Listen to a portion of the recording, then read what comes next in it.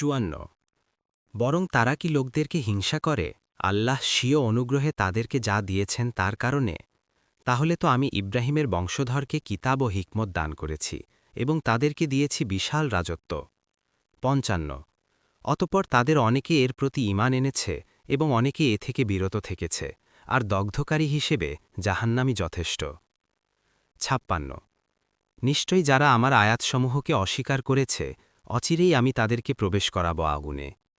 যখনই তাদের চামড়াগুলো পুড়ে যাবে, তখনই আমি তাদেরকে পাল্টে দেব অন্য চামড়া দিয়ে, যাতে তারা আস্বাদন করে আযাব।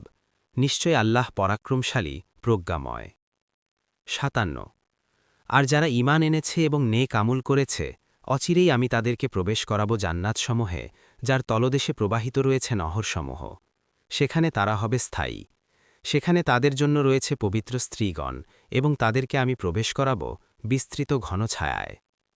৫৮ নিশ্চয়ই আল্লাহ তোমাদেরকে আদেশ দিচ্ছেন আমানতসমূহ তার হকদারদের কাছে পৌঁছে দিতে, আর যখন মানুষের মধ্যে ফয়সালা করবে, তখন ন্যায়ভিত্তিক ফয়সালা করবে।